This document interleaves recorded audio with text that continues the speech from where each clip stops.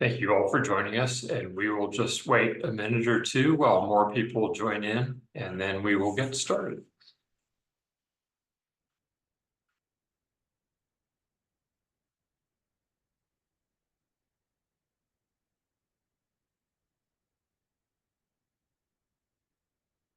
I see people are still joining us, so I'll wait a minute or more before we get rolling with this.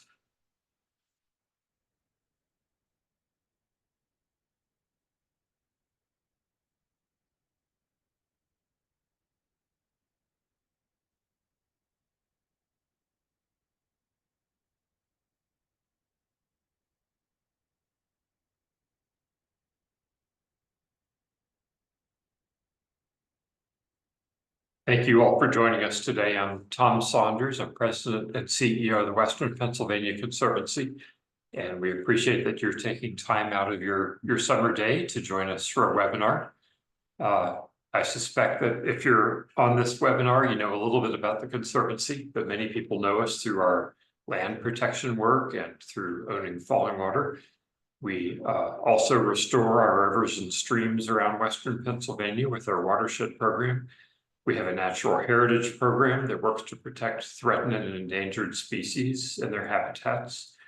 And our focus today is that we have a community greening program.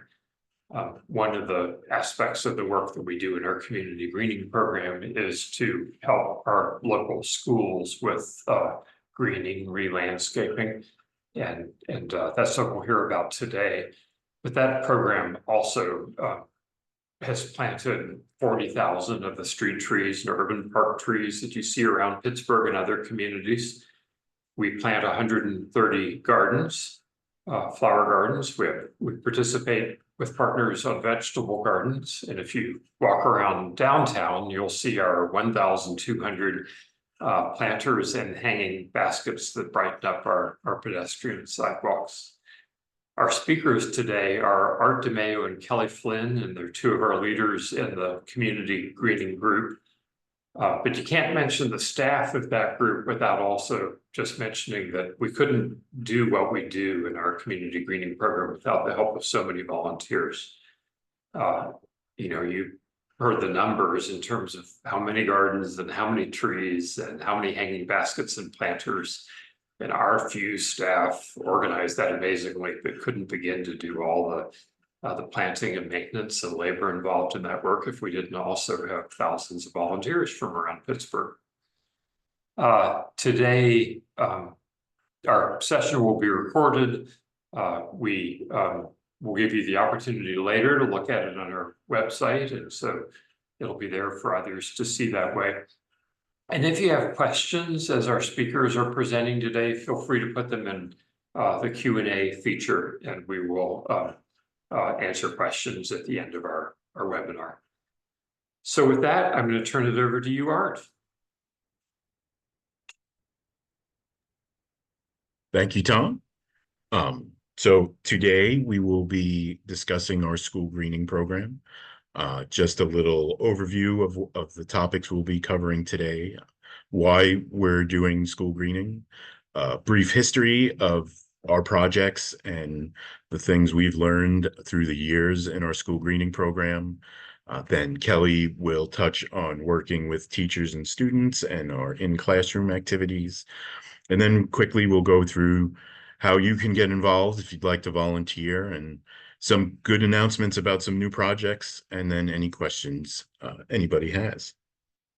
So let's get right into it, jump right in here.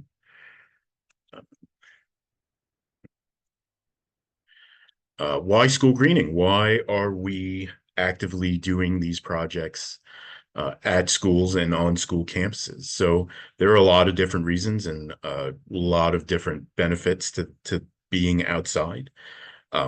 Physical activity promotes overall fitness, gets kids running around and moving around and using that energy they have in the classroom, reduces stress and anxiety, improves mood, boosts self-esteem, just overall mental well-being improves when you're outside and interacting with nature, creates curiosity and instills creativity in children and problem-solving skills, develops problem-solving skills being outside and interacting with the natural world. And what I feel is most important is it fosters the environmental steward. We're engaging with the next generation of conservationists and biologists, and we're hopefully, showing children, there is a world out there that they can be involved in and eventually pursue a professional career in the environment. So a lot of benefits to this program, and we've seen a lot of smiling faces and have enjoyed this work thoroughly. So first, I'll apologize for the next three pictures. They are blurry. They are a bit old. Our uh, first interaction at schools was with our community garden program in the late 90s, early 2000s. We started implementing community gardens at schools, and very quickly we learned that without community involvement, just relying on the school and the students, that isn't a very sustainable model. Uh, Many of the school gardens did not make it because over the summer, after the students were gone, there was no one taking care of it. So the gardens that do make it, this is Lincoln and Frankstown in the Lincoln-Larimer neighborhood. The ones that did make it to today have great community buy-in. This is Concord Elementary in Carrick.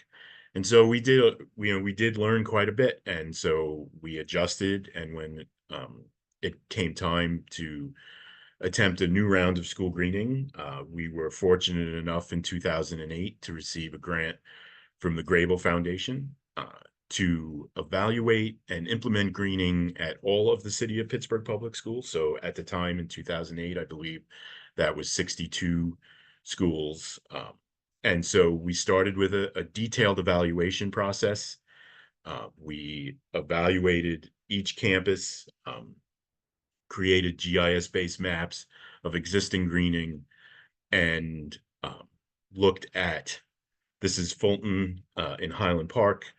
We looked at existing plantings and then made suggestions for implementing new greening that would benefit the school in general. This time we spent a bit of time meeting with janitors and facilities and administrators, discussing sustainability and caretaking to make sure that this stuff would be taken care of and used by students. So this is some of the examples of the stuff that we did, implementation, a lot of outdoor classrooms and meeting spaces. We also made an attempt to get as much student participation as we could outside, so student-based plantings and mulchings and weedings, just to get them engaged and create that ownership of what was happening out on the campus. This is the plan for Phillips. So Phillips is in the south side, and this is a good example of the types of situations we were running into. Um, we would come, and so we would look at where the children were acting outside and spending their time. Here's an example of a great tree that they had planted there in the space that the students would spend time in, but there was no seats, so we came in with benches and created some natural benching space. And then their yard where they played in their playground had no shade. It was hot, super hot in the summer. So we did do a series of plantings. This was in 2010. So this is what it looked like last year. So the trees are growing in well. This is Alderdice. So at Alderdice was one of the first pictures where that community garden still exists, but this was an area where the students would use. So we came in with some stone benches. And this is a good example of our attitude of using natural materials. So we went with sandstone benches or reclaimed wood benches, or using what is in the environment so that their interaction every day is with natural material and not necessarily plastic or metal. And then we got to Weil, which is a pre-K to fifth grade school in in the Hill District, and this was the area that they had to play in. So this was where recess happened, and before school and after school playing happened, and was very hot and just blacktop. And so we felt that we could improve this, and so we brought in a landscape architect, met with school and teachers and administrators, and came up with a plan for that space, removed that blacktop, and then created a natural green space for children to play in, like they are doing here. So again, just trying to get them out, moving around, all about sensory and interacting with the environment. Here's a side-by-side comparison of the two. So just really attacking that blacktop and creating that natural space. This is West Liberty in the Brookline neighborhood. So there were a lot of times where there was green space, but it just really wasn't being used. And so we looked at the spaces that they were just cutting grass, and maybe the students would come out here and play a little bit, play tag, or just run back and forth, but there really wasn't anything engaging about this site. So again, came in with the landscape architect, met with teachers and students, and got input, and then created the space for children to come out. So much nicer space, stones for children to jump off of, plants and native plants and regular plantings to engage students with, and look for different things like bugs and stuff like that. So again, great project, great space. Here's a side-by-side comparison. Then we came to Pioneer. Pioneer is in the Brookline neighborhood. Pioneer is the Pittsburgh public school that is 100% dedicated to students with disabilities. This was their outdoor space. It was extremely accessible, but really had no features naturally for the children and students to interact with. So we came in again with our landscape architect. We did have to do some extra fundraising on this one. So not only did the Grable Foundation fund this, so Edith Trees also funded it. So we were grateful to them for coming in for the little bit of extra that we had to spend on this site. And this site was all about sensory and getting the students out into the space and letting them participate in nature where they usually would not be able to. So if you take a look, all the planters are at wheelchair level, so the children can touch the plants. That fenced thing in the back there is a tunnel that we grew vines over. So this was taken right when we had implemented, so the vines haven't grown up there yet. And then if you can see those blue bars on the right of the picture in the back, that's an actual swing set that wheelchairs can go in, and the children can swing. So all about getting the kids out. This is the Bubbling Rock. The Bubbling Rock was probably the most famous and interesting part of this whole implementation. This is close enough that children in wheelchairs can get right up and touch the water and the rock. Again, interacting with nature and getting those different senses out there. So great interaction with students at this site. Teachers loved it, couldn't be out, and I think this picture kind of represents everything we did in that space. So at the end of this funding cycle, we came, around 2010, 11. We accomplished a bunch of stuff at different schools, and then realized that there was a whole different aspect around early childhood, and that early childhood classrooms had a lot of different safety regulations and were kept separate from regular classrooms in the school because of safety issues, and usually spent outside time in different places. So we really made an attempt to think about how we can help early childhood classrooms get outside and interact in nature. And through a great grant from PNC Grow Up Great, we began creating early childhood natural play spaces. So our first one was at Crescent in the Homewood community. So this was their backyard where the kids would come out and play. Had a lot of drainage issues, would get very wet in the rain.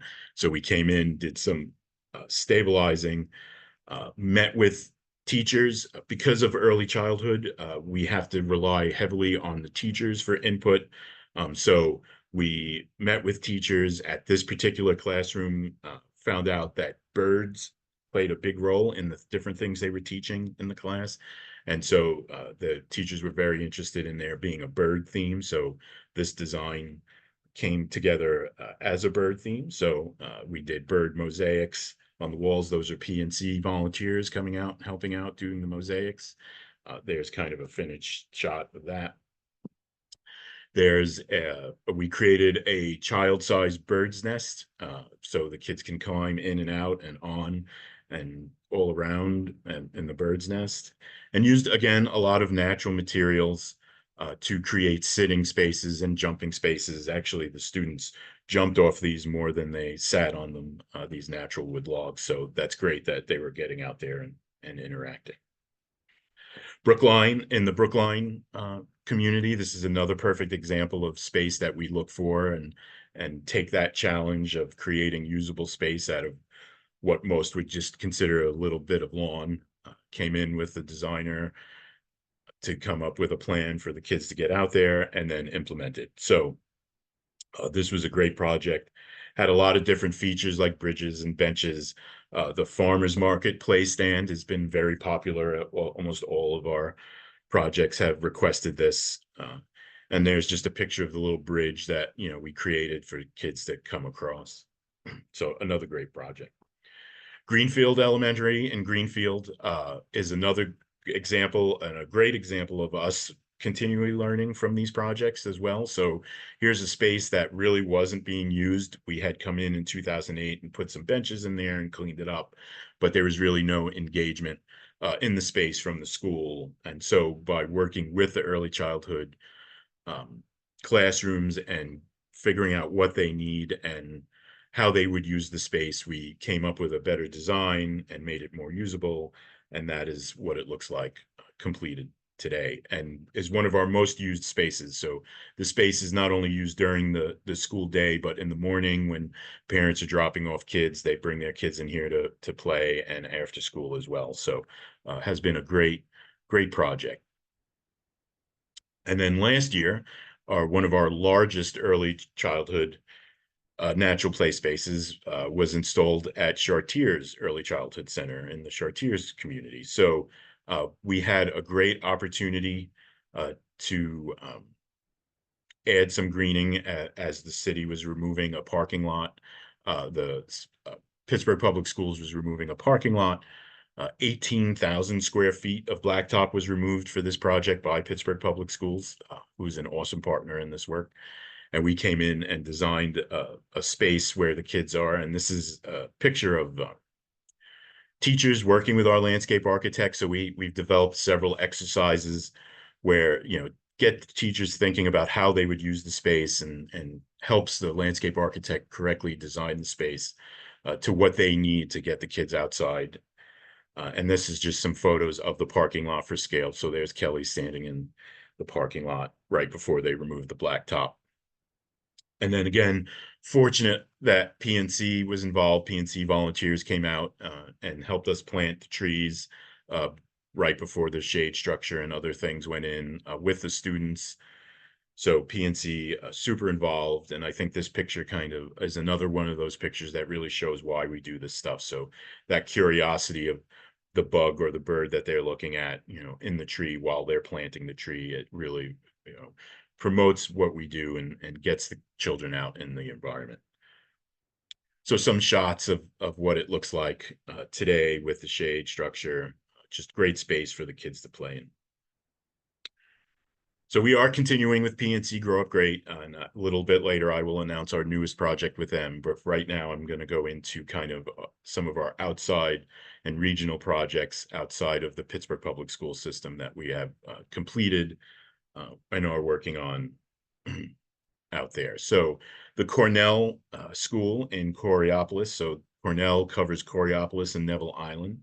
It's a high school and middle school that had approached us and wanted to do some green space. So this was an awesome project that we worked with the students to do the design. So the students went through the entire design process. We brought in a landscape architect to discuss, what landscape architects do and how they go about designing.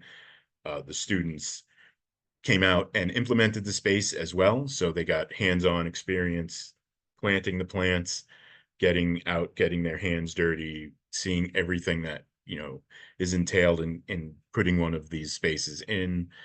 Requested meeting space, and so outdoor classroom space, which we all uh, were able to get in there. And, the benches are a place for the kids to sit. And if you take a look at the machine in the background, that's actually them digging a foundation for a greenhouse. So the students wanted to build a greenhouse. So they were successful in fundraising for their greenhouse and have since implemented a greenhouse.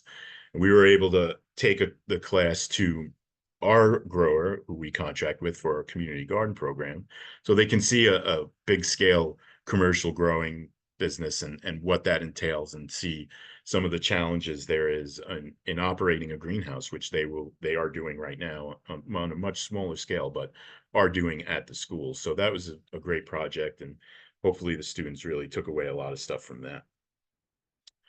Another project that we have successfully implemented is 2 accessible sites at 2 of our existing community gardens through RAD funding through the Allegheny County. And so this is Frankstown and Bennett in the Homewood community, and this is Center and South Aiken and Shadyside. This was a partnership with the Children's Institute. So the Children's Institute comes out and maintains these raised beds that are on accessible pathways and are at wheelchair height. So the students can come out on planting day when the other community groups are planting the rest of the garden, and interact with the community and be part of the community, and get the feeling of what it's like to come out and improve your community. So this has been a super successful project, and we look forward to this plantings every year.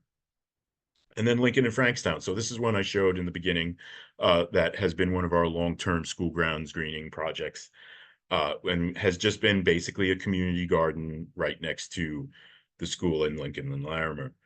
We did receive funding from the Mellon Foundation to create a rain garden here. And so we began a design process, met with the school, and it was actually students in the school that requested we make this a pollinator garden. So not only did we make it a pollinator garden, we made it an all-native pollinator garden. Penn State has done 2 years of bee studies here at this site, cataloging urban bee species. We have not yet seen the results of that study, but we are looking forward to that. And so one of this site is kind of big in the hearts of our staff here, because it was the first site we planted after COVID. So this is the staff came out. We were unable to have students out to plant the site because everybody was home because of COVID. So we came out as a group and planted the site, get the plants in the ground. That's kind of a long view of the 2 sites, the 2 beds that hold the rainwater during rain events. And that's kind of what it looks like now. So a super awesome project, great pollinator. We've heard that they have found species of bees here that they did not think were going to be here. So that's great. We're again looking forward to the official report on that. So this is a project that we were planning and really was affected by the students and their request to make it a pollinator garden. So Kelly will talk a little bit more about that site a little later.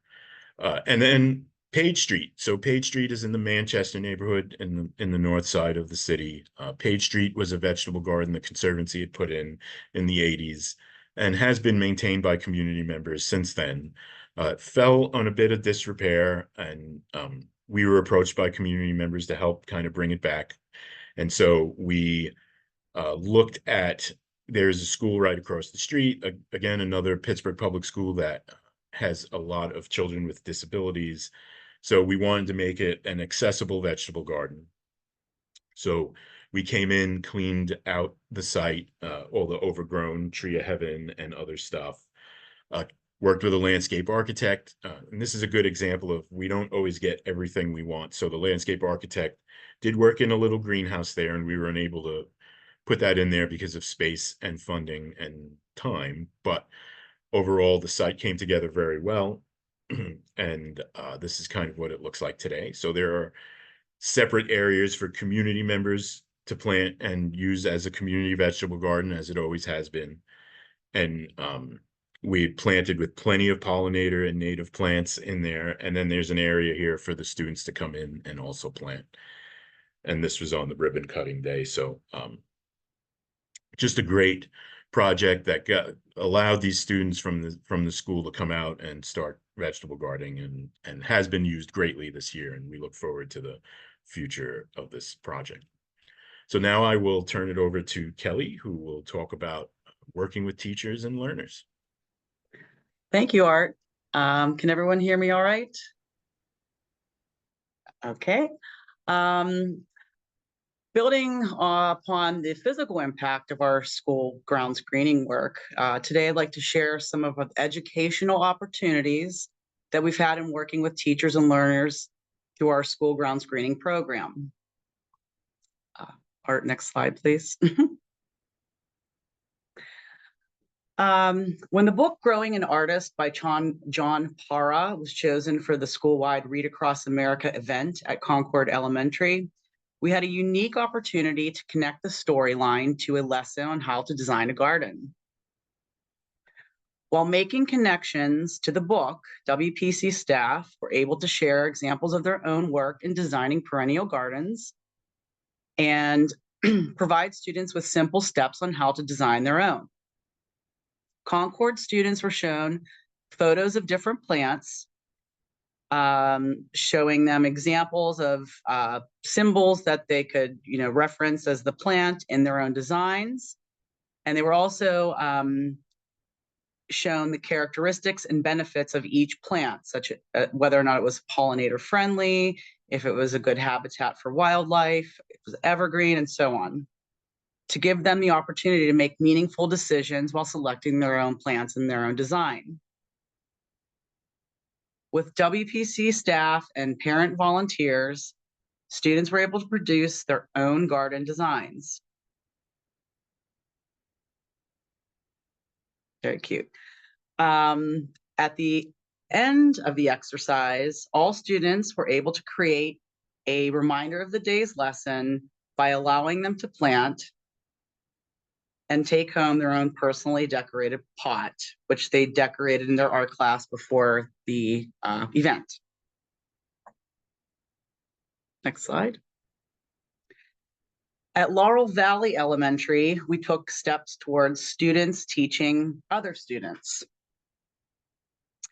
5th grade students were asked to teach the kindergarten class how to plant marigolds and guide them on plant identification scavenger hunt in their own outdoor classroom. By creating plant ID cards ahead of time, we did this for them, of all the plants that were planted in their outdoor space. They were able to search it within the outdoor space to find those plants, and the 5th grade students were able to learn about those plants while teaching their younger counterparts. So they were all able to identify those plants in their scavenger hunt. Next slide.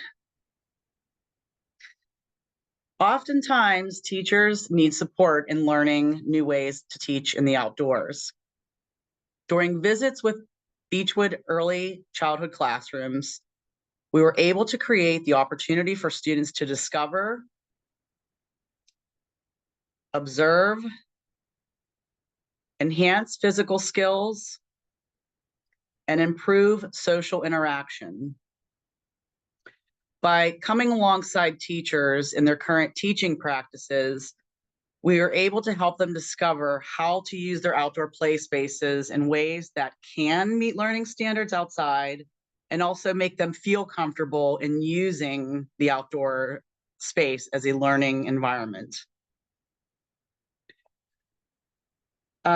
Through a partnership with CMU, graduate students wanted to work with WPC to create an educational tool using augmented reality to teach Lincoln K-5 students about the rain garden at Lincoln and Frankstown, which we saw earlier. While CMU students were able to hone their talents in creating augmented reality, They also learned the benefits and the inner workings of the rain garden at Lincoln and Frankstown through the content creation of this educational tool.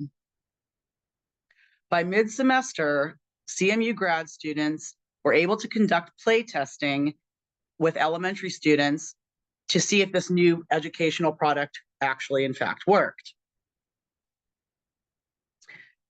After working out some of the kinks, 4th and 5th grade students at Lincoln K-5 were able to use the rain garden software on tablets in the classroom. There were quizzes that they could, challenge their knowledge on the rain garden, what they learned through the software. In fact, the 4th and 5th graders became so proficient in using this educational tool that they were able to demonstrate the use and explain the benefits of the rain garden to younger students, as you're seeing in this picture, during a school-wide planting event, and even their parents. So it was a really great sight to see that all of this learning was occurring from very young to older students in life. The educational loop had come full circle. So it's for moments like all of these that we are encouraged and motivated to pursue our goal at the Western Pennsylvania Conservancy of engaging young learners as current conservationists, which can include academic pursuits, leadership opportunities, career awareness, career exploration, and career preparation.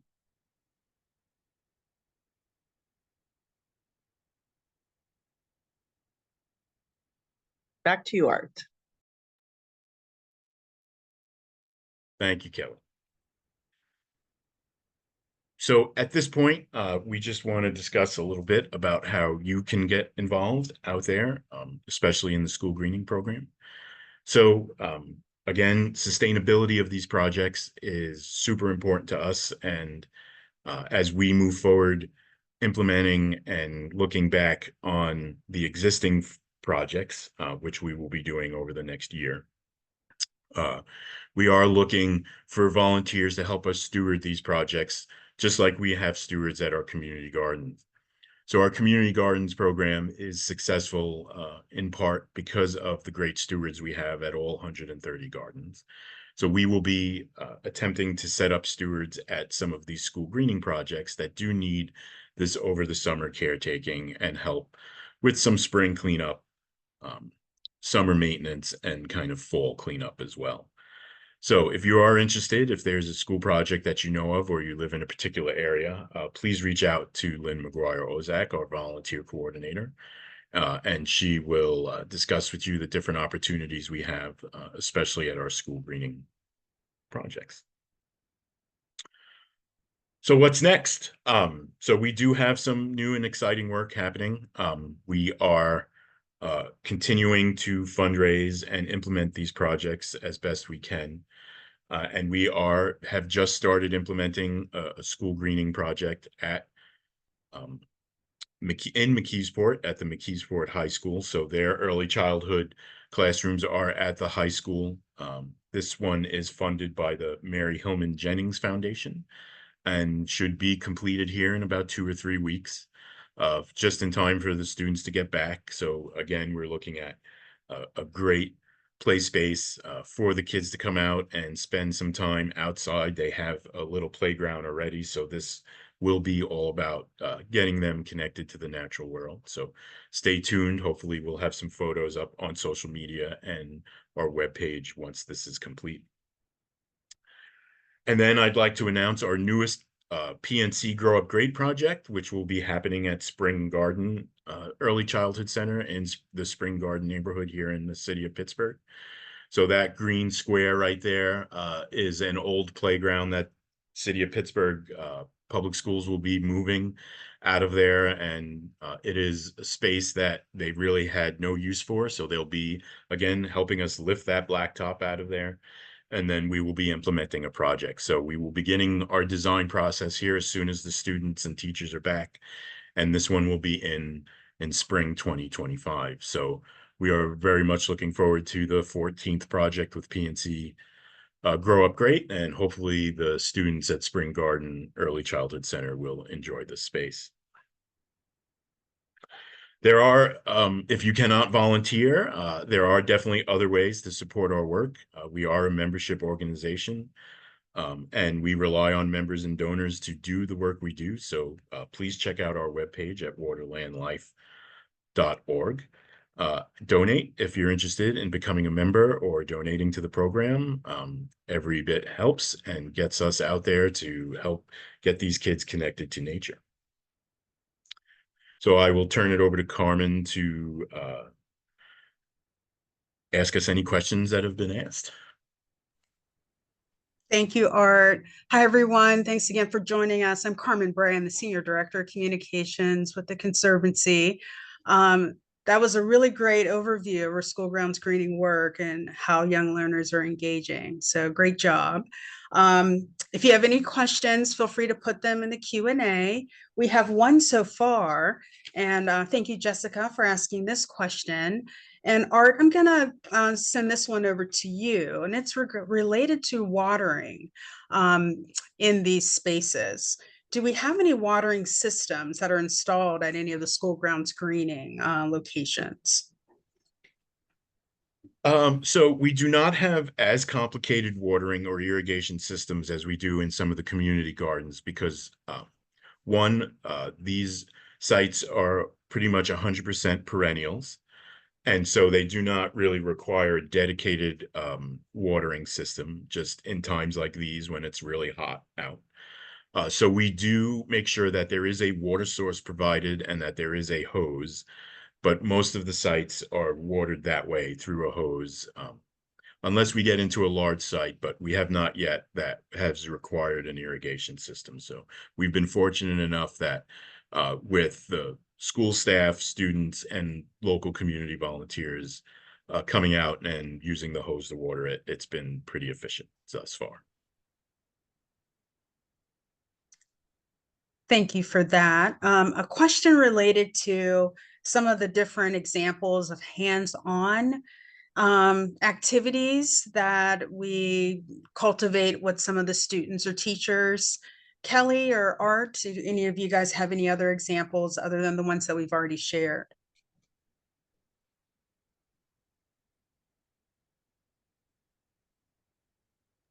Kelly, do you want to? I guess I can, I'll answer that. So yeah, the one school that we highlighted was Chartiers. And we did an Earth Day activity with them, which is why they were pictured helping us to plant the trees to have more of an understanding of, you know, how did my new play space come about? And so they had a hand in taking part in that. A lot of the time, the reason why we do certain hands-on activities is because that is born out of the discussion with the teachers or administrators at those schools, and that they have an interest in bringing the outdoors indoors or vice versa. We have done other scavenger hunts at other schools. We are continuing to work with schools to develop, you know, the ways that we can tailor activities to mirror what they're doing in their actual classrooms. Thanks for that answer, Kelly. Here's a question. This one will be for Art. Someone's asking related to maintenance and how do we get schools involved? So here's the question. Maintenance on a regular patch of grass is pretty easy. How do you convince the schools to take on some of these designs, which would take 3 times as long to maintain? The second part of that question is, did you provide training to the maintenance department so that they know how to take care of these spaces? So there are several different pieces of this. So yes, the maintenance is definitely much more entailed on these sites than cutting the grass on a square. We have found through our design process and engaging the teachers and having them be the major piece that creates this or inspires these spaces, that gains more engagement for them. So we're actually seeing a lot of weeding and day-to-day upkeep from the teachers while the kids are in the space, which is awesome. We do provide each school with a maintenance manual, which is a document that kind of goes through a month by month or season by season, what should happen and when it should happen. And we stay involved at least on most sites, at least a year or two, to be on call to help out. Some sites we are almost always involved in. So there is that. And then this is, my call for volunteers here for the garden steward situation is going to help with that sustainability as well. So we did do a couple of trainings early on with their staff. They have, Pittsburgh Public School has a moving landscaping staff that we did do some training with early on in the program. And we'll probably circle back around to that at some point. But a lot of the regional schools or the smaller schools, their outside staff is usually 1 or 2 people. So we just spend a bit of time, going through what we're going to do during the design process and take that into consideration as we implement these sites, so that it's not too much on everybody who will be taking care of it. Great, and thanks for that. And we have someone who commented, which is true, that native perennials require minimal care once established. So that helps with the maintenance as well. Another question for you, Art. This is a question related to if any of these sites are located at or near public playgrounds. We know they're at school locations, but do they mirror or near at public playgrounds? We have not implemented any of these at public playgrounds. There are a number of Pittsburgh public schools that are near playgrounds, and they would bring their students to that playground to play. And that was one of the reasons we implemented at that school, because they would have to walk 2 or 3 city blocks with the students to get to the playground. So we addressed that issue by kind of creating that space. There are some that are open to the public after school hours, but because of regulations with especially with the early childhood centers, they have to be closed during school hours. But there are several different community ones that we have implemented that are open to the public during the day or after school hours. For volunteers, thank you for that, Art. For volunteers at these sites, what does that commitment look like for a summer volunteer who wants to get involved? Yeah. Well, again, it's super weather dependent. Obviously, we've been doing a lot of watering this year with these high temperatures, so we do rely somewhat on our stewards to do watering. But other than that, it's usually just a couple hours a week of weeding and just making sure that there's no bugs eating anything too badly. We're always going to have bugs, and that's okay. Or no, nothing has happened at the site or gotten knocked over that we would have to come out and fix. So you're probably looking at about 3 or 4 hours a week. Thanks for that. Here's another question related to our work outside of Pittsburgh Public Schools. So if funding was secured, would you be willing to work with school districts outside of Pittsburgh, such as in Fayette County? Absolutely. We have implemented school greening projects in Ligonier and Butler. So we are definitely looking to take this out of Allegheny County. So we can, if anybody's interested, they can reach out to me and we can talk about future projects. And you did have a good example of one that we've done in, was it Westmoreland County as well? So that was a nice example as well. Yes. Looks like we don't have any other questions. Do you have any other thoughts that you would like to share, Art or Kelly, on this work and big aha moments that you've learned as you've been implementing these projects over the last several years? Well, I would just like to take a minute to thank all our funders and the team. Our community greening team really makes these things happen. I would not be able to do what I do without the staff standing behind me. And so just Kelly as our school greening coordinator and the rest of the team are out there every day with us trying to get these things taken care of and implement these things. So I can't say enough about our team. And again, the funders, we wouldn't be able to do any of this without the funding. Kelly, any final thoughts? I too am very appreciative for the funding that has been put toward school grounds greening. And I don't know if it's safe to mention, but we are doing an evaluation process on how we can improve our design strategy so that the places that we do install are easier to maintain for everybody involved. You know, it's we want these to be places that students can enjoy for a very, very, very long time. And yeah, we're just really we are evaluating ourselves, and and that's important for continuing to improve. Yeah, very good point for sure. Yeah, I think we don't have any other questions. I just want to remind everyone that this webinar is being recorded. We will have this recording available on our website within the next few days. And we'll share it also when it's available on our social media platforms as well. So I want to thank everyone. Again, we'll have another webinar coming up before the end of the year. We'll be communicating out about that. And just want to thank everyone for joining us today. Thanks again, Art and Kelly and Tom, for all the good information. And we look forward to seeing everyone again next time with another WPC webinar. Take care, everyone. Thank you. Thank you.